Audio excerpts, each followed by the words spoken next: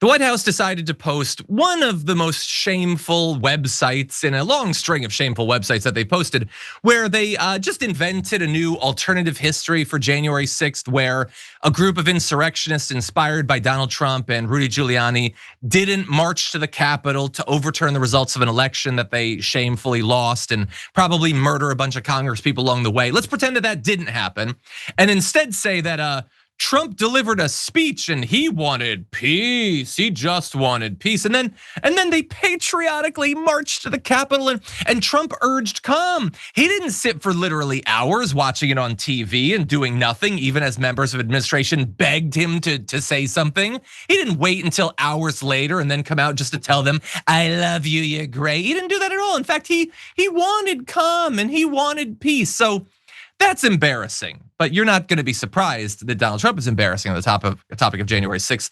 What about Marco Rubio? See, following January 6th and the immediate aftermath of it, he was pretty clear about what he thought about it. He said, 3 p.m. January 6th, there is nothing patriotic about what is occurring on Capitol Hill. This is third world style anti-American anarchy. And it was brought to you, of course, by Donald Trump. He says, Mr. President, real Donald Trump, the men and women of law enforcement are under assault. It is crucial you help restore order by sending resources to assist the police and ask those doing this to stand down.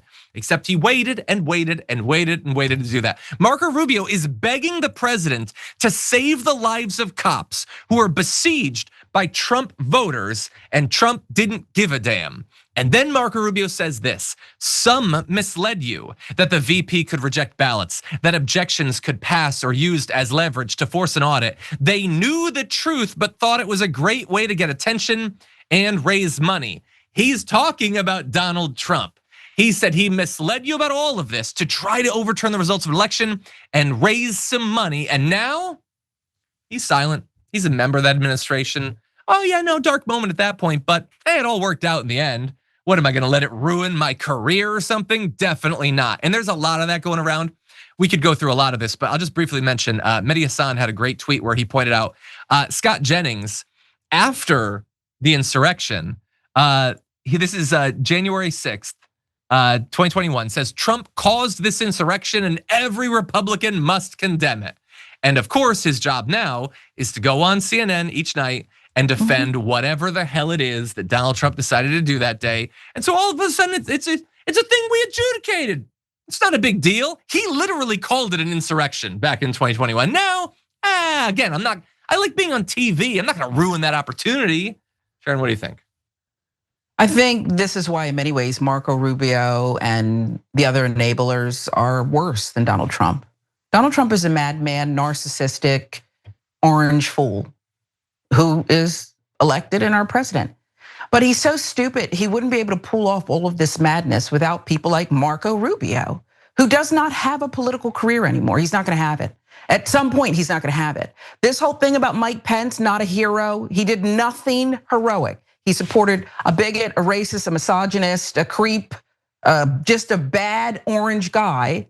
And then on the one day where people said, we're gonna hang you, he actually followed through with his Secret Service detail backing him up, and he went ahead and delivered the results.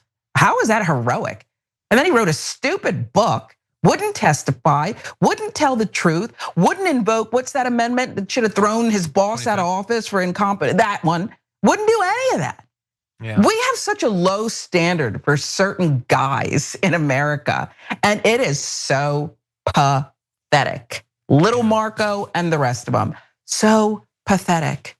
Yeah, it's as bad as it is that you have all these Republicans that have never had a spine when it comes to Trump. It's almost sadder when they briefly were like, wait, I could have a spine. He just did something unacceptable, right? I could have a spine. No, I actually can't. And they only had it for a couple minutes. It's pathetic. That's Marco Rubio.